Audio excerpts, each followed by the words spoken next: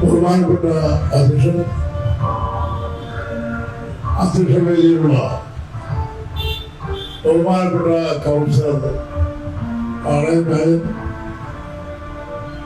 മുൻ കൗൺസിലർ സംഘാംഗം, ഈ വേദിയിലുള്ള ഇടതുപക്ഷ ജനാധിപത്യ മുന്നണിയുടെ പ്രിയങ്കരായ നേതാക്കളെ, പ്രിയപ്പെട്ട സഹോദരി സഹോദരന്മാരെ, സഖാക്കളെ, സുഹൃത്തുക്കളെ, തിരുവനന്തപുരം നഗരസഭ കേന്ദ്രീകരിച്ചുകൊണ്ട് BJP നടത്തിക്കൊണ്ടിരിക്കുന്ന ഒരു സമരാഭാസത്തെ കുറിച്ച് ഇവിടുത്തെ ജനങ്ങളോട്, നഗരവാസികളോട് കാര്യങ്ങൾ വിശദീകരിക്കാനാണ്, വസ്തുതകൾ ജനങ്ങളുടെ മുമ്പിൽ എത്തിക്കാനും വേണ്ടി ഇവിടെ ഇടതുപക്ഷ ജനാധിപത്യ മുന്നണിയുടെ നേതൃത്വത്തിൽ ഇന്ന് നഗരത്തിലുള്ള 100 വാർഡുകളിൽ ഇതേപോലെ ചെറുതും വലുതുമായ ധർമ്മ പ്രതിഷേധ കൂട്ടായ്മകൾ നടന്നു വരികയാണ്. കഴിഞ്ഞ 2-3 ദിവസക്കാലമായി നഗരസഭയുടെ പ്രവർത്തനങ്ങളെ ഒട്ടാകെ സമീപിച്ചുകൊണ്ട് നഗരസഭാ ഹാളിനകത്ത് കൗൺസിലർമാരും നഗരസഭയ്ക്ക് പുറത്ത് BJPയുടെ നേതാക്കന്മാരും തിരുവനന്തപുരത്ത് ഒരു സമരാഭാസം നടത്തിക്കൊണ്ടിരിക്കുന്നത് നിങ്ങൾക്ക് എല്ലാവർക്കും അറിയാം എന്ന് ഞാൻ കരുതുവാണ്. ഒരു ദിവസം 100 ആളുകൾ പല ആവശ്യങ്ങൾക്കായി നഗരസഭയിൽ എത്തുന്ന ജനങ്ങൾക്ക് സ്വൈരമായി നഗരസഭയിൽ നിന്ന് കാര്യങ്ങൾ നിർവഹിക്കുന്നതിന് പലപ്പോഴും തടസ്സമുണ്ടാക്കുന്ന നിലയിലാണ് അവിടെ BJPയുടെ കൗൺസിലർമാരും BJP നേതാക്കന്മാരും പെരുമാറുക. പോലീസുമായി ഉന്നതങ്ങൾ ഉണ്ടാക്കാനും എങ്ങനെയെങ്കിലും പോലീസിനെ കൊണ്ട് ഒരു ലാത്തിച്ചാർജ് നടത്തിക്കാനും അത്തരം പ്രകോപനങ്ങൾ ഉണ്ടാക്കിക്കൊണ്ട് സമരം പുതിയ ദിശയിലേക്ക് കൊണ്ടുപോകാൻ വേണ്ടിയുള്ള ഒരു തിരക്കഥയാണ് BJPയുടെ നേതാക്കന്മാർ രചിച്ചിട്ടുള്ളത്. ഈ സമരം BJPയുടെ കൗൺസിലർമാർ മാത്രമല്ല, BJPയുടെ ഉന്നതന്മാരായ നേതാക്കന്മാരുടെ നേതൃത്വത്തിലാണ്, അവരുടെ ആശീർവാദത്തോടുകൂടിയാണ് ഈ സമരാഭാസം നടക്കുന്നത് എന്നത് മുരളീധരന്റെയും അതുപോലെ കുമ്മനം രാജശേഖരന്റെയും സന്ദർശനത്തോടെ നമുക്കെല്ലാം വ്യക്തമായി ബോധ്യമായിരിക്കുകയാണ്. ഈ സാഹചര്യത്തിലാണ് എന്താണ് വസ്തുതകളെന്ന് ജനങ്ങളെ ബോധ്യപ്പെടുത്തേണ്ടതുണ്ട് എന്ന് ഇടതുപക്ഷ ജനാധിപത്യ മുന്നണി തീരുമാനിച്ചത്. ഇത്തരമൊരു പ്രക്ഷോഭ സമരത്തിലേക്ക്, ഇത്തരമൊരു പ്രചരണ പരിപാടിയിലേക്ക് എത്താൻ ഇടതുപക്ഷ ജനാധിപത്യ മുന്നണി നിർബന്ധമായി. എന്താണ് വസ്തുത? നിങ്ങൾക്കീ നഗരസഭയിൽ വമ്പിച്ച് അഴിമതി നടക്കുന്നു എന്ന പ്രചാരം വലിയാണ്. നഗരത്തിലെ ജനങ്ങളുടെ നികുതി പണം എന്തോ വലിയ കുഴപ്പത്തിലേക്ക് പോയിരിക്കുന്നു എന്ന് പറയുന്ന പ്രചാരം വലിയാണ്. വളരെ ബോധപൂർവമായി BJP നടത്തിക്കൊണ്ടിരിക്കുന്നത്. നമ്മുടെ നഗരസഭ അധികാരത്തിൽ വന്നതിന് ശേഷം അഴിമതി നടത്തുന്ന ഉദ്യോഗസ്ഥന്മാർക്കെതിരായി നടപടി സ്വീകരിക്കുന്നതിനും അഴിമതിക്കെതിരായ നിലപാട് സ്വീകരിക്കുന്നതിനും ബദ്ധശക്തമായി മുന്നോട്ട് പോകുന്ന ഒരു നഗരസഭയാണ് തിരുവനന്തപുരം നഗരസഭ എന്ന് നഗരസഭയുമായി അടുത്തറിയുന്ന മുഴുവൻ ആളുകൾക്കും ബോധ്യമുള്ള ഒരു വസ്തുതയാണ്. ഇടതുപക്ഷ ജനാധിപത്യ മുന്നണിയുടെ പ്രഖ്യാപിതമായ ലക്ഷ്യം തന്നെ അഴിമതി വിരുദ്ധ സിവിൽ സർവീസാണ്. അഴിമതിക്കെതിരായുള്ള ശക്തിയായ പോരാട്ടമാണ് ഇടതുപക്ഷ ജനാധിപത്യ മുന്നണി സംസ്ഥാന വ്യാപകമായി നടത്തിക്കൊണ്ടിരിക്കുന്നത്. അതിനെ കവല പിടിച്ചുകൊണ്ടാണ് തിരുവനന്തപുരം നഗരസഭയും ഇത്തരത്തിലുള്ള പ്രവർത്തനങ്ങളുമായി മുമ്പോട്ട് പോകാൻ തയ്യാറായിട്ടുള്ളത്. ആശാവഹമായ പുരോഗതിയാണ് അക്കാര്യത്തിൽ നഗരസഭയ്ക്ക് ഉണ്ടായിട്ടുള്ളത്. ഇപ്പോഴുള്ള സംഭവങ്ങൾ പരിശോധിക്കുന്ന കഴിഞ്ഞ കൊറോണയുടെ കാലത്ത് നമുക്കെല്ലാം അറിയുന്നത് പോലെ മുഴുവൻ ജീവനക്കാരും നഗരസഭയിൽ ഹാജരുണ്ടായിരുന്നില്ല. പലപ്പോഴും 50% അതിൽ താഴെയോ ജീവനക്കാരാണ് കേരളത്തിലെ സർക്കാർ ഓഫീസുകളിൽ പലതിലും ഹാജരായിട്ടുള്ളത്. അന്നത്തെ പ്രത്യേക സാഹചര്യത്തിൽ മുഴുവൻ ജീവനക്കാരും ഹാജരാകണം എന്ന് നിഷ്കർഷിക്കാൻ വയ്യാത്ത അവസ്ഥാവിശേഷമായിരുന്നു കേരളത്തിലുണ്ടായിരുന്നത് എന്നത് നിങ്ങൾക്ക് തോന്നി. ആ സന്ദർഭത്തിൽ നമ്മുടെ സോണൽ ഓഫീസുകളിൽ പിടിക്കുന്ന നികുതി അത് കൃത്യമായി നഗരസഭയുടെ അക്കൗണ്ടിൽ ട്രഷറിയിലോ ബാങ്കിലോ എത്തേണ്ടതാണ്. അങ്ങനെ നഗരസഭയുടെ അക്കൗണ്ടിൽ ട്രഷറിയോ ബാങ്കിലോ എത്തുന്നതിൽ ഒരു കുറവ് വന്നിട്ടുണ്ട്, പിശക് വന്നിട്ടുണ്ട് എന്ന് ഒരു സംശയം ഉണ്ടായതിൻ്റെ അടിസ്ഥാനത്തിൽ നഗരസഭയാണ് ഇത്തരം ഒരു അന്വേഷണത്തിന് ഉത്തരവിട്ടത്. ഏതെങ്കിലും രാഷ്ട്രീയ പാർട്ടികളോ നമ്മുടെ സംസ്ഥാനത്ത് ഏതെങ്കിലും മാധ്യമങ്ങളോ അല്ലെങ്കിൽ ഏതെങ്കിലും വ്യക്തികളോ നൽകിയ പരാതിയുടെ അടിസ്ഥാനത്തിലല്ല ഇത്തരം ഒരു അന്വേഷണം നടത്താൻ തയ്യാറായി. നേരെ മറിച്ച് ചില സംശയങ്ങൾ, ചില സോണലുകളെ സംബന്ധിച്ച് അവിടെ നിതാന്തമായി നിരന്തരമായി ശ്രദ്ധിക്കുന്ന മേയറും സെക്രട്ടറിയും അതുപോലെ തന്നെ നമ്മുടെ സ്റ്റാൻഡിംഗ് കമ്മിറ്റി ചെയർമാൻമാരും ചില സംശയങ്ങൾ, ചില സോണലുകളെ കുറിച്ച് ഈ കാലഘട്ടത്തിൽ ഉണ്ടാവുകയും പരിശോധിക്കാൻ തീരുമാനിക്കുകയും ചെയ്തു. ആദ്യമായി സംശയം ഉണ്ടായത് ശ്രീകാര്യം സോണലിനെ സംബന്ധിച്ചാണ്. ശ്രീകാര്യം സോണലിൽ അടച്ചിട്ടുള്ള തുക കൃത്യമായി എല്ലാ ദിവസവും കോർപ്പറേഷൻ്റെ അക്കൗണ്ടിൽ, ബാങ്കുകളിലേക്ക്, ട്രഷറിയിലേക്ക് എത്തിയിട്ടുണ്ടോ, ഇതാണ് പരിശോധിച്ചത്. സാധാരണഗതിയിൽ ഓരോ ദിവസവും ജനങ്ങൾ നികുതി പണമായി അവിടെ അടയ്ക്കുന്ന തുക അടയ്ക്കുന്ന ആളുകൾക്ക് രസീത് കൊടുക്കാറുണ്ട്. ഞാൻ അവിടെ നികുതി അടച്ചാൽ എൻ്റെ നികുതിക്ക് രസീത് തരാറുണ്ട്. ആ തുക അതോടുകൂടെ കോർപ്പറേഷൻ്റെ വകയാവുകയാണ്. ആ കോർപ്പറേഷൻ്റെ വകയായ തുക അത് കൃത്യമായി കോർപ്പറേഷൻ്റെ ഹെഡിൽ ബാങ്കിലേക്കോ ട്രഷറിയിലേക്കോ ജീവനക്കാർ അടയ്ക്കേണ്ടതാണ്. അക്കാര്യത്തിലുള്ള സംശയമാണ് അന്വേഷണത്തിന് പ്രേരിപ്പിച്ചത്. ശ്രീകാര്യം സോണലിനെ സംബന്ധിച്ച് പരിശോധന നടന്നപ്പോൾ ശ്രീകാര്യം സോണലിൽ കാര്യങ്ങൾ ശരിയല്ല, തിരിമറി നടത്തിയിട്ടുണ്ട് എന്ന് നഗരസഭയ്ക്ക് ബോധ്യമായി. ആ അന്വേഷണത്തിലുള്ള ബോധ്യമായി.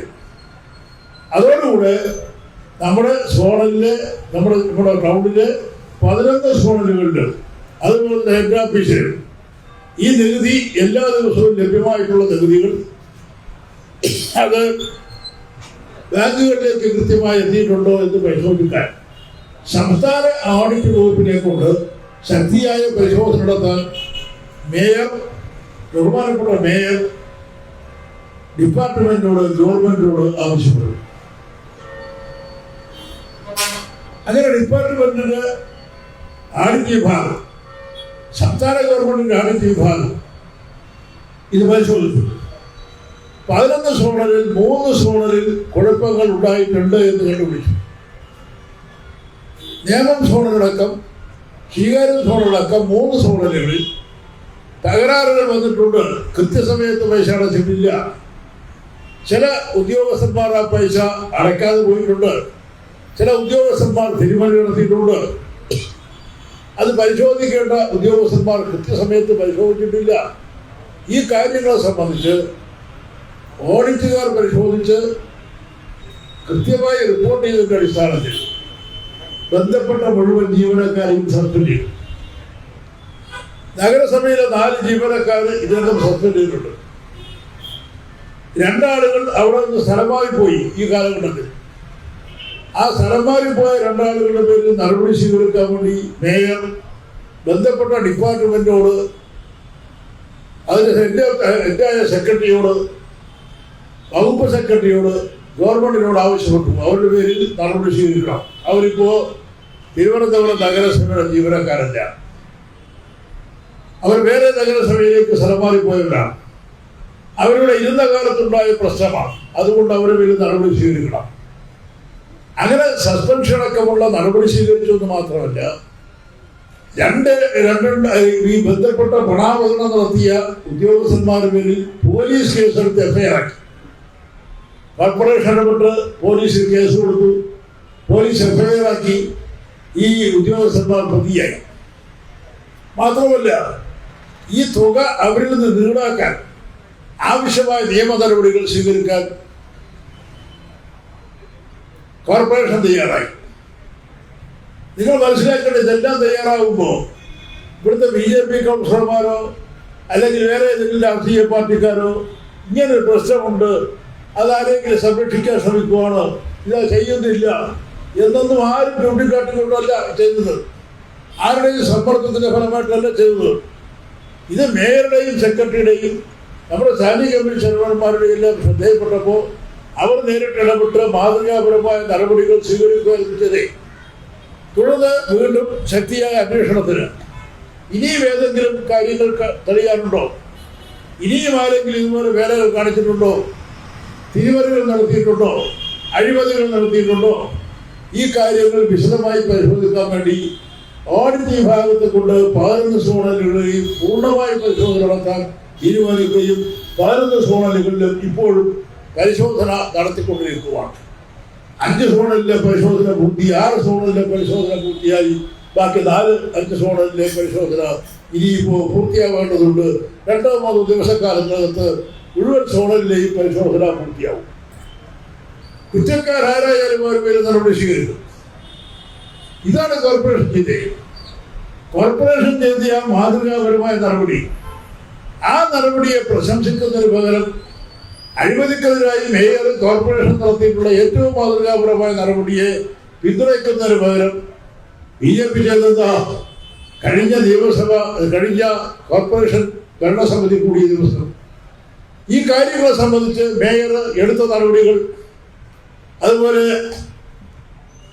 നടത്തിയ പരിശോധന, അതിൻ്റെ റിസൾട്ട്, എടുത്ത നടപടികൾ ഇതെല്ലാം കൗൺസിലിലാണ്. ഈ കൗൺസിലിനെ അറിയിക്കുമ്പോൾ കൗൺസിൽ മെമ്പർമാരോ ഈ ആവശ്യം ചർച്ച ചെയ്യണം എന്ന ആവശ്യമേ ഉന്നയിച്ചില്ല. അവരാരും ഇത് അറിഞ്ഞില്ല, അവരാരും ഇതിനിടപെട്ടില്ല. പക്ഷെ ഇത് ഉന്നയിച്ചോളം തന്നെ BJPയുടെ കൗൺസിലർമാർ ചാടിയെണീറ്റ അസഭ്യവർഷങ്ങളുമായിട്ടാണ് അവരെണീറ്റത്.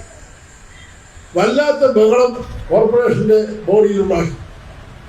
വലിയ ബഹളമുണ്ടാക്കിയെന്ന് മാത്രമല്ല, അവർ വ്യാപകമായ അസഭ്യവർഷം വർഷിച്ചു എന്ന് മാത്രമല്ല, അവർ ചെയ്തത് ഡെപ്യൂട്ടി മേയറെ കയ്യേറ്റി. അഴിമതി നടത്തിയ ഉദ്യോഗസ്ഥന്മാർക്കെതിരായി നടപടി സ്വീകരിച്ച ഡെപ്യൂട്ടി മേയറെ കയ്യേറ്റം ചെയ്യാനും അഴിമതിക്കെതിരായി നടപടി സ്വീകരിച്ച മേയറെ അസഭ്യം വിളിക്കാനും, ഒരു സ്ത്രീയാണെന്നുള്ള സാമാന്യ മര്യാദ പോലും പാലിക്കാതെ അങ്ങേയറ്റം മോശമായ ഭാഷയിൽ അസഭ്യം വിളിക്കാനും തയ്യാറാവുകയാണ് അവിടെ ഈ BJPയുടെ കൗൺസിലർമാർ ചെയ്തത്. സ്വാഭാവിക ഡെപ്യൂട്ടി മേയറെ കയ്യെത്തിച്ചയാളെ 1 ദിവസം സസ്പെൻഡ് ചെയ്തു. അത് സഭയിൽ മേയറുടെ ചുമതലയാണ്. സഭയുടെ മര്യാദകൾ കാണിച്ചില്ലെങ്കിൽ അവരെ സസ്പെൻഡ് ചെയ്യും. ഊറ്റാളിപ്പീസ് രാഷ്ട്രീയം നടത്തുക എന്നത് സഭയ്ക്ക് പുറത്തല്ലാതെ സഭയ്ക്കകത്താവില്ല. സ്ഥിരമായി BJP വച്ചുനടത്തുന്ന പരിപാടിയാണ്. നിങ്ങൾക്കറിയാം, മുമ്പ് പ്രശാന്ത് എന്ന് പറയുന്ന ഈ നഗരസഭയുടെ മേയറായിരുന്ന ആള്, അയാൾ ക്ഷോഭിച്ച് ആരോടെങ്കിലും സംസാരിക്കുന്നത് ഈ നഗരസഭയിൽ ആരും അയാളിന്ന് കണ്ടിട്ടുണ്ടാവില്ല. എല്ലാവരോടും ചിരിച്ചുകൊണ്ട് മാത്രം ഇടപെടുന്ന ഒരാൾ. അദ്ദേഹം MLA ആണ്. വട്ടിയൂർക്കാവിലെ ഭരണകക്ഷിയായാലും പ്രതിപക്ഷമായാലും അവിടുത്തെ ഏത് മനുഷ്യനും വട്ടിയൂർക്കാവിലെ MLA ഏതെങ്കിലും ക്ഷോഭിക്കുകയോ കയർക്കുകയോ ചെയ്തു എന്ന ഒരു അനുഭവം ഉണ്ടാവില്ല. അദ്ദേഹം വളരെ ശാന്തനായി കാര്യങ്ങൾ നിർവഹിക്കുന്ന ആളാണ്. എല്ലാവരോടും ചിരിച്ചുകൊണ്ട് മാത്രം സംസാരിക്കുന്ന ആളാണ്.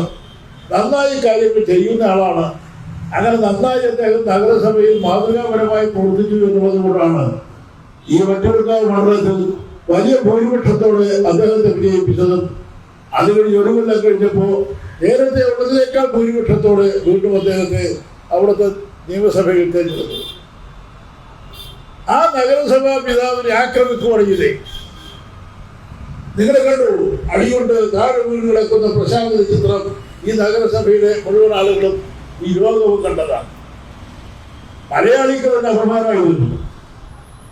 കാരണം തിരുവനന്തപുരം നഗരസഭയിൽ ഒരുപാട് മേയർമാർ ഉണ്ടായിട്ടുണ്ട്.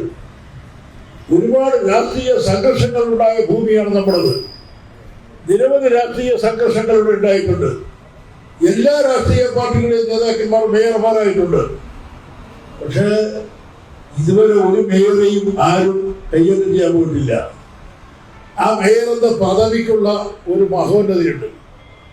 അത് നഗരസഭയുടെ പിതാവാണ്, നഗരസഭയുടെ മേയറാണ്. ആ മേയർ എന്ന പദവിയോടുള്ള ആദരവാണ്. അതിലൂടെ മാത്രമേ നഗരസഭ മേയർമാരെ എല്ലാവരും വീക്ഷിക്കാറുള്ളൂ. പക്ഷെ BJP-ക്ക് അതൊന്നും ബാധകമല്ല. ജനാധിപത്യത്തിന്റെ ABCD തൊട്ടുതിരില്ലാത്ത ഒരു ഊറ്റാളി പീസ് രാഷ്ട്രീയ പാർട്ടിയായി അധപ്പതിച്ച് പോയിട്ടുള്ള BJP-ക്ക് ഇതൊന്നും ബാധകമല്ല. BJP ആക്രമണം നടത്തിയ ഡെപ്യൂട്ടി മേയറുടെ കൈയടിച്ച് പൊട്ടിച്ച് അദ്ദേഹം ജനറൽ ആശുപത്രിയിൽ ചികിത്സയ്ക്ക് പോകേണ്ടി വന്നു. അങ്ങനെ ഡെപ്യൂട്ടി മേയർ ശാരീരികമായ ആക്രമണം നടത്തിയ ഒരു കൗൺസിലറെ മേയർ നിയമാനുസൃതം സസ്പെൻഡ് ചെയ്തു. പക്ഷേ BJP-ക്കാർ ഇഷ്ടപ്പെടില്ല. അവരെങ്ങനെ ചെയ്യാൻ പാടില്ല, അവർക്ക് നിയമം ബാധകമല്ല, അവർക്ക് എന്തും ചെയ്യാം. അപ്പോൾ അവർ തീരുമാനിച്ചു, ഞങ്ങൾ ഇവിടെ കിടക്കുവാണ്. അങ്ങനെ അവിടെ കിടക്കുവാണ്. കൗൺസിൽ ഹാളിനകത്ത് ഒക്കെയായി അവരെ അങ്ങനെ വിശ്രമിച്ചുകൊണ്ടിരിക്കുവാണ്. ഏതെങ്കിലും പത്രക്കാരോ നേതാക്കന്മാരോ ചെല്ലുമ്പോൾ അഭിനയിക്കും. അങ്ങനെ ഒരു സമര അഭിനയം, ഒരു പൊറാട്ട് നാടകം കഴിഞ്ഞ 4-5 ദിവസക്കാലമായി നടന്നുകൊണ്ടിരിക്കുകയാണ്. നിങ്ങൾ നോക്കൂ, നഗരസഭയുടെ ഈ 9 മാസക്കാലത്ത് ചരിത്രം നിങ്ങൾ നോക്ക്. കഴിഞ്ഞ നഗരസഭയിൽ തെരഞ്ഞെടുപ്പ് നടക്കുമ്പോൾ BJP നമ്മുടെ നാട്ടിലൊട്ടാകെ പ്രചരിപ്പിച്ചൊരു കാര്യമുണ്ട്. ഈ നഗരസഭ ഞങ്ങൾ ജയിക്കും, ഞങ്ങൾ പിടിക്കും. അതാണ് നഗരസഭാ ഭരണം പിടിച്ച് ഞങ്ങൾ കേരളം പിടിക്കും. ഇതായിരുന്നു അവരുടെ മുദ്രാവാക്യം. നഗരസഭാ ഭരണം പിടിച്ച് ഞങ്ങൾ കേരളം പിടിക്കും. അവർക്ക് ശുഭാപ്തി വിശ്വാസമായിരുന്നു നഗരസഭ അവർ വിജയിക്കും. അതിനുവേണ്ടി അവർ കോടിക്കണക്കിന് പണം ഒഴുക്കി. അവരൊഴുക്കിയ പണത്തിന്റെ ഒരു ഹുങ്കായിരുന്നു അവരെ കൊണ്ട് അതെല്ലാം പറയിപ്പിച്ചേ. കോടിക്കണക്കിന് രൂപ ഇവിടെ നഗരത്തിൽ ഒഴുക്കി. അവർ പ്രഖ്യാപിച്ചു, വരാൻ പോകുന്ന അസംബ്ലി തെരഞ്ഞെടുപ്പിൽ ഇവിടെ പ്രചരണത്തിലെത്തുന്ന ബഹുമാനപ്പെട്ട പ്രധാനമന്ത്രി മോഡിയെ തിരുവനന്തപുരം നഗരത്തിലെ BJP മേയർ സ്വീകരിക്കും വിമാനത്താവളത്തിൽ. അതാണല്ലോ പ്രോട്ടോകോൾ. അവിടെ സ്വീകരിക്കുന്നത് BJP-യുടെ മേയറായിരിക്കും. യാതൊരു അർത്ഥശങ്കയുമില്ലാതെ അവർ പ്രഖ്യാപിച്ചു. അത് പ്രഖ്യാപിച്ചത് 7 കുടികളില്ല, പ്രധാനപ്പെട്ട നേതാക്കന്മാർ തന്നെയാണ്. കുമ്മനം രാജശേഖരനടക്കമുള്ള ആളുകൾ യാതൊരു ശങ്കയും കൂടാതെ പ്രഖ്യാപിക്കുകയാണ് ചെയ്തത്. അങ്ങനെ പ്രഖ്യാപിച്ചുകൊണ്ടാണ് അവർ തെരഞ്ഞെടുപ്പ് എത്തുന്നത്. അന്നവരുടെ ധൈര്യം എന്താ? അന്നവരുടെ ധൈര്യം ഇവിടുത്തെ കോൺഗ്രസ് ആയിരുന്നു. തിരുവനന്തപുരത്തെ കോൺഗ്രസ് ആയിരുന്നവരുടെ ധൈര്യം. തിരുവനന്തപുരത്തെ കോൺഗ്രസിന്റെ പ്രധാനപ്പെട്ട പല നേതാക്കന്മാരും BJP-യുടെ പോക്കറ്റിലായിരുന്നു. കമ്മ്യൂണിസ്റ്റ് മാർക്സിസ്റ്റ് പാർട്ടി ഇടതുപക്ഷ മുന്നണി ജയിക്കാൻ പാടില്ല. BJP ജയിച്ചാലും വേണ്ടില്ല. LDF ജയിക്കാൻ പാടില്ല.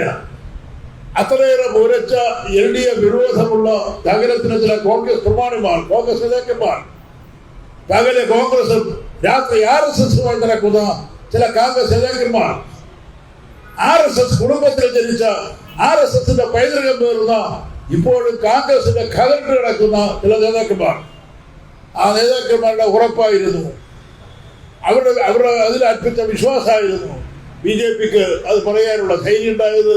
മറ്റൊന്ന്, അവരിറക്കിയ കോടിക്കണക്കിന് രൂപയുടെ നോട്ടുകളുണ്ടാക്കി. പക്ഷെ നമ്മളെന്താ കണ്ടത്? നമ്മൾ കണ്ടത് BJP-ക്ക് അവർ പ്രകടിപ്പിച്ച ആത്മവിശ്വാസം മുഴുവൻ തെറ്റാണെന്ന് ബോധ്യായി. BJP-ക്ക് ഒരു ഇഞ്ച് മുമ്പോട്ട് പോകാനായില്ല. BJP ദയനീയമായി അവിടെ നിന്നു മുമ്പോട്ട് പോകാനാവാതെ പരാജയപ്പെട്ടു. 35 സീറ്റ് കക്ഷിച്ച് ജയിച്ച് കഴിഞ്ഞ തവണത്തെ സീറ്റ് പിടിച്ചു എന്ന ആശ്വാസം മാത്രമായി BJP ഒതുങ്ങി. BJP-യെ സഹായിക്കാൻ പോയ കോൺഗ്രസോ? നിങ്ങൾ നോക്കൂ, കൈവരിലുണ്ടാവുന്ന ഒരു ഗ്രൂപ്പായി UDF മാറിയില്ലേ? UDF-നാകെയുള്ളത് 9 സീറ്റ് ഒരു സ്വതന്ത്രമാണ്. ഈ തിരുവനന്തപുരം നഗരത്തിന്റെ ചരിത്രത്തിൽ 9 വാർഡിൽ മാത്രം ജയിക്കുന്ന ഒരു പ്രസ്ഥാനമാണ് UDF. നിങ്ങൾ ആലോചിച്ചോക്ക്. ആ 9 സീറ്റ് ജയിച്ചത് എവിടെ ജയിച്ചത്? BJP ഒരു കാരണവശാലും BJP വോട്ട് ചെയ്യണമെന്ന് കോൺഗ്രസ് നേതാക്കന്മാർ ഇറങ്ങിക്കയറുന്നെന്ന് പറഞ്ഞാൽ പോലും BJP വോട്ട് ചെയ്യാത്ത ചില ക്രിസ്ത്യൻ മേഖലകളുണ്ട് നമ്മുടെ ഈ തിരുവനന്തപുരം നഗരത്തിൽ. ആ തിരുവനന്തപുരം നഗരത്തിലെ ക്രിസ്ത്യൻ മേഖലകളിൽ ആണ് BJP കോൺഗ്രസ് ജയിച്ച 9 സീറ്റിൽ ഭൂരിപക്ഷം. ആ ക്രിസ്ത്യൻ മേഖലകളിലെ വോട്ട് നിയന്ത്രിക്കുന്നത് കോൺഗ്രസ് അല്ല. കോൺഗ്രസിനുള്ള ഒരു കാര്യമില്ല. സംഘടനാപരമായി പരമ്പരാഗതമായി കോൺഗ്രസ് വോട്ട് ചെയ്യുന്ന ആ ജനവിഭാഗത്തെ നയിക്കുന്നത് BJP വിരുദ്ധ ശക്തികളാണ്. ആ വിശ്വാസമുള്ളവരാണ്. അതുകൊണ്ട് അവിടെ കോൺഗ്രസിന്റെ വോട്ട് കച്ചവടം നടന്നില്ല. ബാക്കി കോൺഗ്രസിന്റെ കുത്തകയായിരുന്ന മുഴുവൻ സ്ഥലങ്ങളും BJP ജയിച്ചു. കോൺഗ്രസ് ആയി പ്രവർത്തിച്ചിരുന്നെങ്കിൽ കഴിഞ്ഞ തവണ അവർ ജയിച്ച 35 സീറ്റില് ഒരിക്കലും 35 സീറ്റ് ജയിക്കുമായിരുന്നില്ല. അവർ ഒരു 8 സീറ്റ് 9 സീറ്റെങ്കിലും ഉറപ്പായി പരാജയപ്പെടുമായിരുന്നു. പക്ഷേ കോൺഗ്രസ് അവർക്ക് അനുകൂലമായ നിലപാട് സ്വീകരിച്ചത് ഈ സ്ഥലത്ത് ജയിക്കാൻ കഴിയുന്ന പല സീറ്റുകളുണ്ട്. കോൺഗ്രസ് ആ ഒരു നിലപാട് സ്വീകരിച്ചതിന്റെ ഭാഗമായി അവിടെയെല്ലാം BJP ജയിച്ചു. അങ്ങനെയാണ് അവർക്ക് 35 സീറ്റ് കിട്ടിയത്. ആ 35 സീറ്റ് കയ്യിൽ കിട്ടി എന്ന ഹുങ്കാളിപ്പോ പിന്നെ നയിച്ചത്. ഇവിടെ നഗരസഭ പിടിക്കാൻ പോയതിൽ അത് കിട്ടാത്തതിലുള്ള വിഷമം, നിരാശ, കിട്ടാത്ത മുന്തിരിങ്ങ പുളിക്കുമെന്ന പഴയ കുറുക്കന്റെ നൃത്തശാസ്ത്രം, അതായിരുന്നു പിന്നെ BJPയുടെ അവസ്ഥ. BJP ഇപ്പൊ ശ്രമിക്കുന്ന എന്താ? BJPയുടെ ശ്രമം നഗരസഭാ ഭരണം താറുമാറാക്കണം. ഇവിടെ ഒരു വികസന പ്രവർത്തനം നടത്താൻ പാടില്ല. തങ്ങൾ വോട്ട് തരാത്ത ഈ നഗരസഭയിൽ വികസനം വേണ്ട. അങ്ങനെ വികസന പ്രവർത്തനങ്ങളെ എങ്ങനെയെല്ലാം തടസ്സപ്പെടുത്താം. ആ തടസ്സപ്പെടുത്തലുകളെല്ലാം നടത്തുന്ന ജോലിയാണ് ഇക്കാലത്ത് BJP നടത്തുന്നത്. 9 മാസക്കാലത്തെ അവരുടെ പ്രവർത്തനങ്ങൾ പരിശോധിക്കും. ഈ 9 മാസക്കാലത്തിനകത്ത് 5 സ്പെഷ്യൽ കൗൺസിൽ കൂടിയിട്ടുണ്ട് ഈ തിരുവനന്തപുരം നഗരസഭയിൽ. നമ്മുടെ രാജ്യത്തെ നഗരസഭാ ചട്ടങ്ങളിൽ ഒരു വ്യവസ്ഥയുണ്ട്. അത് പഞ്ചായത്തിനും നഗരസഭയ്ക്കും എല്ലാം ബാധകമാണ്. 3 മെമ്പർമാർ ഒപ്പിട്ട് കൊടുത്താൽ ഏതെങ്കിലും ഒരു വിഷയം ചർച്ചയ്ക്കെടുക്കണം എന്ന് 3 മെമ്പർമാർക്ക് തോന്നിയാൽ അവർ അതനുസരിച്ച് ഒപ്പിട്ട് കൊടുത്താൽ നഗരസഭ ആ അപേക്ഷ കത്ത് കിട്ടി 14 ദിവസങ്ങൾക്കത്തോട്ടോ നിശ്ചിത ദിവസത്തിനകത്ത് സ്പെഷ്യൽ കൗൺസിൽ എന്ന പേരിൽ വിളിക്കാനും ആ അജണ്ട ചർച്ച ചെയ്യാനും സെക്രട്ടറി ബാധ്യസ്ഥമാണ്. ഇതാണ് നഗരസഭയിലും പഞ്ചായത്തിൻ്റെയും ഒക്കെ ആക്ട്. അങ്ങനെ ഒരു ആക്ട് എഴുതി ചേർത്തതിന് പ്രധാനപ്പെട്ട ലക്ഷ്യമുണ്ട്. കാരണം പഞ്ചായത്ത് എന്ന് പറയുന്നത്, നഗരസഭ എന്ന് പറയുന്നത് ഭരണ പ്രതിപക്ഷ കക്ഷികളില്ലാത്തതാണ്. അതിൻ്റെ ഭരണമെല്ലാം അങ്ങനെയാണ്. എല്ലാവരും യോജിച്ച് നിന്നുകൊണ്ട് മുമ്പോട്ട് പോകേണ്ടതാണ്. ഏതെങ്കിലും ഒരു സ്ഥലത്ത് ഭരണകക്ഷിക്ക് മേധാവിത്വം വന്ന് ഭരണകക്ഷി കാര്യങ്ങൾ ചർച്ച ചെയ്യാൻ വേണ്ടി തയ്യാറാകുന്നില്ല, പ്രതിപക്ഷത്തെ അടിപ്പിക്കാൻ വേണ്ടി തയ്യാറാകുന്നില്ല, അവർ ഉന്നയിക്കുന്ന കാര്യങ്ങൾ ചർച്ച ചെയ്യാൻ തയ്യാറാകുന്നില്ല എന്നുണ്ടെങ്കിൽ ആ സ്ഥലത്ത് പ്രതിപക്ഷത്തിന് ഇക്കാര്യങ്ങൾ ചർച്ച ചെയ്യിപ്പിക്കാൻ വേണ്ടിയുള്ള ഒരു വ്യവസ്ഥയാണ് ഇത്തരത്തിലുള്ള ചട്ടം കൊണ്ട്, നിയമം കൊണ്ട് ഗവൺമെന്റ് ഉദ്ദേശിച്ചത്. അതിനെ ദുരുപയോഗപ്പെടുത്താനാണ് ഇപ്പൊ BJP ചെയ്തുകൊണ്ടിരിക്കുന്നത്. കഴിഞ്ഞ 9 മാസക്കാലത്തിലേക്ക് 5 സ്പെഷ്യൽ കൗൺസിൽ. ആ സ്പെഷ്യൽ കൗൺസിലിൽ എന്താ ജോലി? ഈ തിരുവനന്തപുരം നഗരത്തിലെ ജനങ്ങളുടെ ജീവൽ പ്രശ്നങ്ങൾ ചർച്ച ചെയ്ത് അതിന് പരിഹാരം ഉണ്ടാക്കാൻ വേണ്ടിയുള്ള സ്പെഷ്യൽ കൗൺസിലായിരുന്നോ? എങ്കിലും വേണ്ടില്ല. അവരുടെ വിഷയം ഉന്നയിക്കുക, അതിന് ഒരു സ്പെഷ്യൽ കൗൺസിൽ കൂടുക, അവിടെയുള്ള BJP നേതാക്കന്മാർ ഓരോരുത്തരായി ഒഴിച്ച് വേണ്ട തോന്നിയാസം മുഴുവൻ പ്രസംഗിക്കുക. അവസാനം അതിന് മറുപടി കേൾക്കേണ്ട കാര്യം അവർക്കില്ല, അക്കാര്യത്തിൽ തീരുമാനമെടുക്കേണ്ട കാര്യം അവർക്കില്ല. അവരുടെ പ്രസംഗമെല്ലാം കഴിഞ്ഞാൽ കൂവുക, കൂവി ബഹിഷ്കരിക്കുക, ഇറങ്ങി പോവുക. ഈ 5 കൗൺസിലും അങ്ങനെയായിരുന്നു. ഏതെങ്കിലും വിഷയം ചർച്ച ചെയ്ത ആ വിഷയത്തെ സംബന്ധിച്ച് തീരുമാനമെടുപ്പിക്കാനല്ല, ആ വിഷയത്തിൽ ഒരു തീരുമാനം കൈക്കൊള്ളാനല്ല. നേരെ മറിച്ച് കുറെ രാഷ്ട്രീയ പ്രസംഗം ഓരോരുത്തരും വിളിച്ച് രാഷ്ട്രീയ പ്രസംഗം നടത്തുക, രാഷ്ട്രീയ പ്രസംഗം നടത്തിയിട്ട് അവസാനം കൂവുക. പ്രസംഗം തരുമ്പോൾ കൂവലായിരിക്കും, കൂവി പിരിഞ്ഞു പോകും. ഒരു തീരുമാനം കൊടുക്കാൻ അവർക്ക് ബാധ്യതയില്ല, അവർ വരില്ല, അവരിക്കില്ല, അവരൊപ്പം തന്നെ വീടുകളിലെത്തും. ഏറ്റവും രസകരമായ വസ്തുത, ഏറ്റവും അവസാനം എഴുതി കൊടുത്ത അജണ്ട തെറ്റിപ്പോയി. ഏറ്റവും ലാസ്റ്റ് സ്പെഷ്യൽ കൗൺസിൽ ചെയ്തു, ഡയറ്ററിക് ഓർമ്മയില്ല, രാജനറിയാം. അപ്പൊ അജണ്ട എഴുതി കൊടുക്കണം, ഇന്ന അജണ്ട ചർച്ച ചെയ്യാൻ എന്ന് പറഞ്ഞാണ് സ്പെഷ്യൽ കൗൺസിലിന്റെ അപേക്ഷ കത്ത് കൊടുക്കാൻ. ഇവർ എഴുതി കൊടുത്ത അജണ്ട തെറ്റിപ്പോയി. എത്രമാത്രം ലാഘവത്തോടെയാണ് ഈ നഗരസഭയുടെ കൗൺസിലിനെ അവർ കാണുന്നത് നിങ്ങൾ ആലോചിച്ചു. മര്യാദക്ക് ഒരു അജണ്ട എഴുതാൻ പോലും അറിയാത്തവരാണോ ബി ജെ പിക്കാർ? എന്തെങ്കിലും തോന്നിയാസം എഴുതി കൊടുത്തിരിക്കുകയാണ്. സഭയിൽ വന്നപ്പോഴാണ് എഴുതി കൊടുത്ത അജണ്ട തെറ്റിപ്പോയി എന്ന് ബോധ്യമായത്.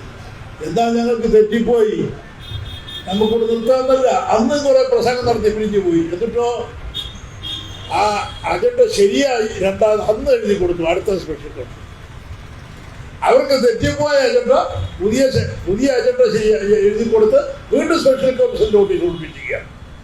നിങ്ങൾ ആലോചിച്ചത് എത്ര വൃത്തികെട്ടവന്മാരാണ് ഇവര്. ഒരു നഗരസഭയിൽ 35 സീറ്റ് 32 സീറ്റ് അവർക്ക് കൊടുത്തു എന്ന, അവർ ജയിച്ചു എന്ന പാപമല്ലാതെ ഈ നഗരസഭ ജനങ്ങൾ എന്തൊക്കെ ചെയ്തിട്ടുണ്ടോ? ഇല്ലല്ലോ. തങ്ങൾ എഴുതി കൊടുത്ത അജണ്ട തെറ്റായതുകൊണ്ട് വീണ്ടും സ്പെഷ്യൽ കൗൺസിൽ നോട്ടീസ് കൊടുക്കുന്ന ദയനീയമായ അവസ്ഥ. അതാണിപ്പോൾ നഗരസഭ നേരിടുന്നത്. ആ നിലയിൽ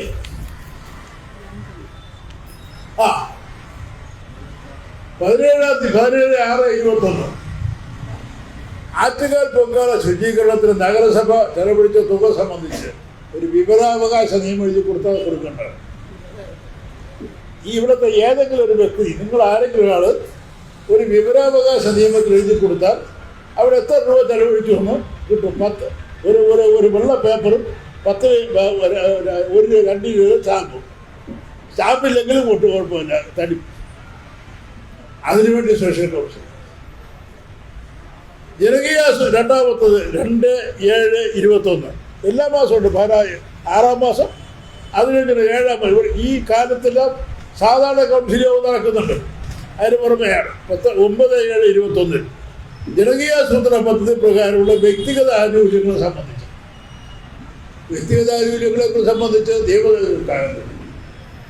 നഗരസഭയ്ക്ക് എന്താ ചർച്ച? എല്ലാ കുട്ടികൾക്കും അറിയാം. വ്യക്തിഗത ആനുകൂല്യങ്ങൾ കൊടുക്കുന്നവരാ, തീരുമാനിക്കുന്നവരാ ഗ്രാമസഭ. വ്യക്തിഗത ആനുകൂല്യങ്ങൾ തീരുമാനിക്കാൻ നഗരസഭാ കമ്മിറ്റിക്ക് അവകാശമുണ്ടോ? ഇല്ല. തീരുമാനിക്കുന്ന ഗ്രാമസഭ. ആ ഗ്രാമസഭയിൽ പങ്കെടുക്കുന്ന കൗൺസിലർമാര് 35 കൗൺസിലർമാർ 35 വാർഡ് BJP തന്നെയാണ് പങ്കെടുക്കുക. അവിടെ തീരുമാനിക്കുന്ന ഗുണഭോക്തൃ ലിസ്റ്റ് അത് നഗരസഭയിലെത്തും. ബന്ധപ്പെട്ട ഇംപ്ലിമെന്റേഷൻ ഉദ്യോഗസ്ഥന്മാർ നടപ്പാക്കി. അവിടെ പുതിയതായി ആരെങ്കിലും തീരുമാനിക്കാൻ നഗരസഭാ കൗൺസിൽ അധികാരമുണ്ടോ? ഇല്ലല്ലോ. ഭരണഘടന പ്രകാരം അധികാരമില്ലല്ലോ. അതാണ് ഒരു അജണ്ട. അത് കഴിഞ്ഞ് 22/7/21 ആ മാസം തന്നെ അടുത്ത സ്പെഷ്യൽ കൗൺസിൽ പട്ടികജാതി വികസന ഫണ്ട് വിതരണത്തിലെ സുതാര്യത ഉറപ്പാക്കുന്നത് സംബന്ധിച്ച് നഗരസഭയിൽ ചർച്ച ചെയ്തത് സുതാര്യത ഉറപ്പാക്കാൻ പോണേ. അത് കഴിഞ്ഞ് 22/8/21 അടുത്ത മാസം നഗരസഭയുടെ മാലിന്യ പ്രശ്നങ്ങളും ശുചീകരണ പ്രവർത്തനങ്ങളും സംബന്ധിച്ച് 29/9 മാസം നഗരസഭയുടെ ആദ്യ സംരക്ഷണവും റവന്യൂ തീരുമാനവും. ഇതാണ് അവർ തെറ്റിപ്പോയത്. റവന്യൂ തീരുമാനവും എന്നുള്ളത് തെറ്റിപ്പോയി.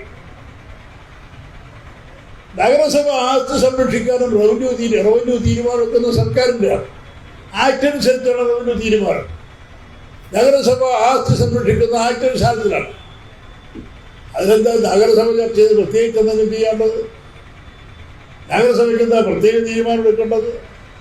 അപ്പൊ ഇതിൽ നിന്ന് എന്ത് ആവശ്യത്തിനാണ് ഇവർ ഈ പണി നടത്തുന്നത് നിങ്ങൾ ആലോചിച്ചു. എല്ലാ മാസവും ഈ 29/9/2021 ചേർന്ന സ്പെഷ്യൽ കൗൺസിൽ ഈ സംഗതി തെറ്റിപ്പോയി എന്നുള്ളത് കൊണ്ട് ഈ മാസം 10-ാം മാസം വീണ്ടും കൊടുത്തിട്ടുണ്ട്. 9-ാം മാസത്തെ 10-ാം മാസം ഇപ്പോൾ കൊടുത്തിട്ടുണ്ട്. അപ്പൊ എല്ലാ മാസവും സ്പെഷ്യൽ കൗൺസിൽ വിളിക്കുക.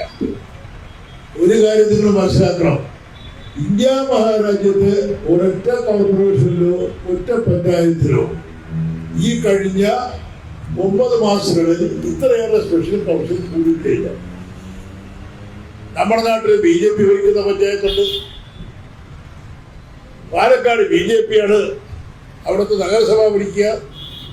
കോൺഗ്രസ് ഭരിക്കുന്ന നഗരസഭയുണ്ട്. മുനിസിപ്പാലിറ്റികൾ കോൺഗ്രസും BJP ഭരിക്കുന്ന കോൺഗ്രസ് ഭരിക്കുന്ന മുനിസിപ്പാലിറ്റി ഉണ്ട്.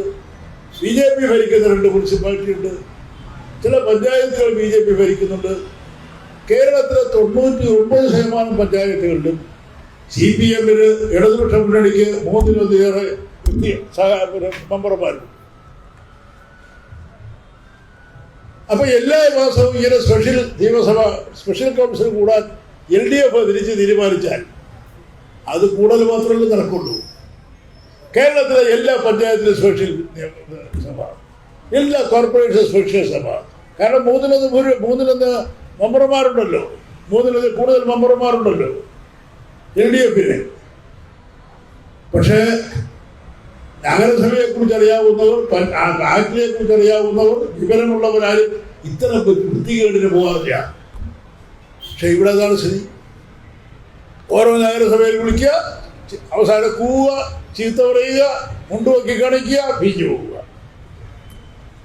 അങ്ങനെ നഗരസഭയുടെ കൗൺസിലുകൾ തന്നെ ഒരു മലിമസമാക്കുന്നൊരവസ്ഥയിലേക്ക് ഈ 35 പേരെ തിരഞ്ഞെടുത്തു എന്ന പാപം ഇവിടുത്തെ ജനങ്ങൾ ചെയ്തു എന്നാണ് അവരിപ്പോൾ കാണുന്നത്. നിങ്ങൾ നോക്കൂ, കഴിഞ്ഞ 9 മാസക്കാലമായി ഇവിടുത്തെ നഗരസഭ വികസന പ്രവർത്തനങ്ങൾ റെക്കോർഡ് വേഗതയിൽ കാര്യങ്ങൾ നടപ്പാക്കാൻ വേണ്ടി ശ്രമിക്കുന്നുണ്ട്. 1 ലക്ഷം പേർക്കാണ് സാമൂഹ്യക്ഷേമ പെൻഷനുകൾ തിരുവനന്തപുരം നഗരസഭയിൽ കൊടുക്കാൻ തീരുമാനിച്ചു കൊടുക്കുന്നത്. 1 ലക്ഷം. കേരളത്തിലെ ഏത് നഗരസഭയേക്കാൾ ഏറ്റവും കൂടുതൽ ആളുകൾക്ക് സാമൂഹ്യക്ഷേമ പെൻഷൻ കൊടുക്കുന്ന ഒരു നഗരസഭ തിരുവനന്തപുരം നഗരസഭയാണ്.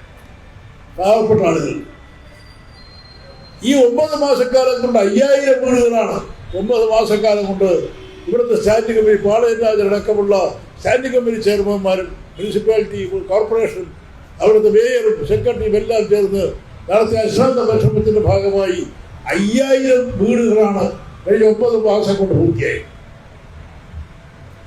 നിങ്ങൾ കഴിഞ്ഞ വിഴിഞ്ഞത്ത് മുടങ്ങിക്കിടന്ന മുഴുവൻ പദ്ധതികൾ, വീട് പദ്ധതികൾ ഇപ്പൊ പൂർത്തിയായി നടന്നുകൊണ്ടിരിക്കുന്നു. തിരിച്ച് പുനരാരംഭിച്ച് 6 വഴിയുടെ പദ്ധതികളെല്ലാം നടന്നുകൊണ്ടിരിക്കുകയാണ്. നമ്മുടെ ഇപ്പോ നഗരം സോളാർ വൈദ്യുതി കൊണ്ടുവരണം. കാരണം പ്രകൃതിപരമാവണം നമ്മുടെ നഗരം. പൊല്യൂഷൻ കൺട്രോൾ ചെയ്യണം. നിങ്ങൾ നിയമസഭാ കോംപ്ലക്സിലേക്ക് പോയാൽ ആ നിയമസഭാ കോംപ്ലക്സിൻ്റെ കോംപ്ലക്സ് മുഴുവൻ സോളാർ വൈദ്യുതിയാണ്. നഗരസഭയാണ് ചെയ്ത് അത് പൂർത്തിയായി പണി 11 സ്ഥലത്ത് നടന്നുകൊണ്ടിരിക്കുന്നുണ്ട്. ഞാൻ എല്ലാ കാര്യങ്ങളും പണ്ട് എൻ്റെ നാട്ടിൻപുറത്തൊരു പഴമൊഴിയുണ്ട്, തുടുമ്പെടുത്ത് വിളിച്ചാൽ കല്യാണം മുടങ്ങും. ഈ പണ്ട് ഈ ചട്ടുവത്തിന് പകരം പനയുടെ ഒരു കമ്പാണ് ഞങ്ങളുടെ നാട്ടിലൊക്കെ ഉപയോഗിക്കുന്നത്. പനയുടെ കമ്പ് ഇങ്ങനെ ഇളക്കാൻ, എന്നാൽ തുടുപ്പെന്നാണ് പറയുക. അപ്പോൾ കല്യാണം മുടക്കാൻ എന്ത് വേണം? ആ തുടുപ്പിനെടുത്ത് കുളിച്ച് കളയണം, കുളിച്ച് വെച്ചിക്കണം. അപ്പോൾ ഇത് ഇളക്കാവില്ല, എരിശ്ശേരി ഉണ്ടാക്കാവില്ല, സാമ്പാർ ഉണ്ടാക്കാവില്ല, കല്യാണം മുടങ്ങും. വേറൊരു പനയുടെ കമ്പെടുത്ത് വെട്ടിയാൽ മതി തുടുപ്പാവുമെന്ന് ഈ മണ്ടന്മാർ മനസ്സിലാക്കില്ല. അപ്പൊ അങ്ങനെ തുടുപ്പെടുത്ത് വിളിച്ചാൽ കല്യാണം മുടക്കാമെന്ന് പറയുന്ന സിദ്ധാന്തം പോലെ ഇത്തരത്തിലുള്ള കൃത്യങ്ങൾ എല്ലാ ദിവസവും നടത്തിയാൽ ഇവിടുത്തെ വികസന പ്രവർത്തനമെല്ലാം മുടക്കാം. അങ്ങനെ ഞങ്ങളെ വിജയിപ്പിക്കാത്ത കൗൺസിലർ, നാട്ടുകാർ വികസനം അനുഭവിക്കേണ്ട കാര്യമില്ല. ഈ നഗരത്തിലെ ജനങ്ങളോട് പ്രതികാരം ചെയ്യാം. അതിനുവേണ്ടിയുള്ള തിരക്കുറപ്പാടാണ്, തിരക്കഥയാണ് ഇവർ ഇപ്പോൾ രചിച്ചുകൊണ്ടിരിക്കുന്നത്. BJP അഴിമതിക്കെതിരാണെന്നേ കേട്ടാൽ നമ്മൾ ജീവിക്കും.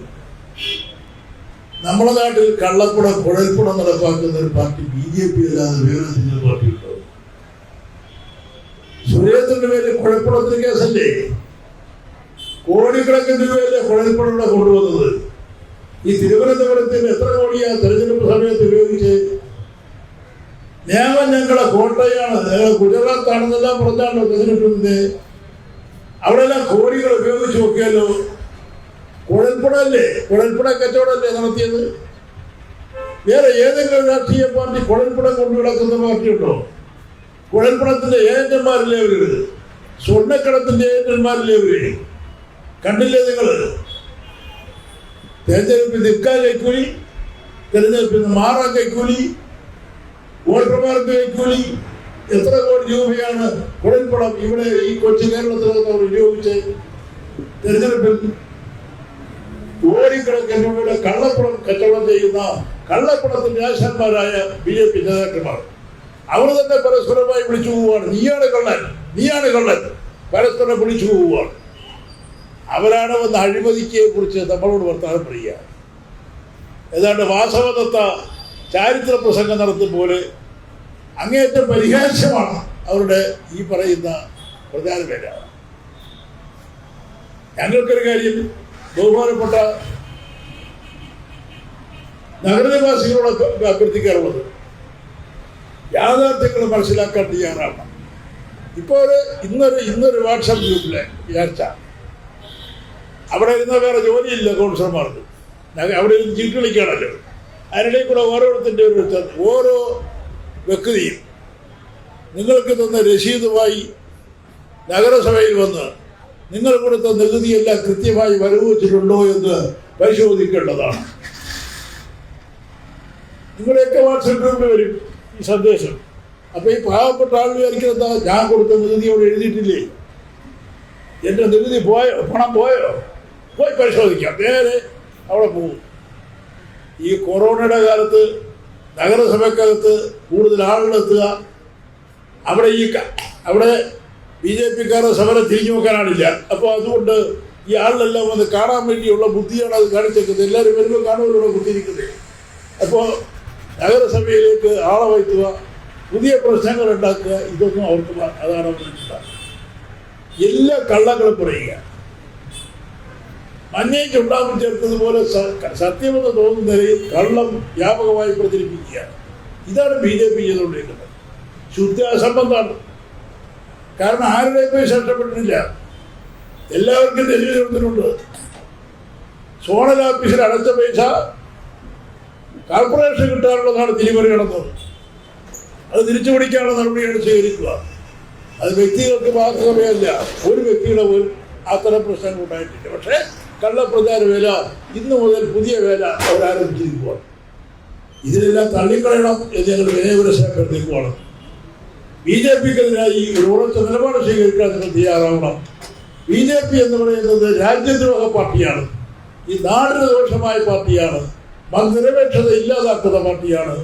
ഈ പാർട്ടിയെ നിലയ്ക്ക് നിർത്തേണ്ട ജോലി നഗരത്തിലെ ജനങ്ങളുടെ വകയാണ്, ജനങ്ങളാണ് ചെയ്യേണ്ടത്. ഈ നാട്ടിൽ കള്ളപ്രചാര വേല നടത്തുന്ന BJP-യുടെ ഈ കള്ളപ്രചാര വേലയെ തള്ളിക്കളയണം.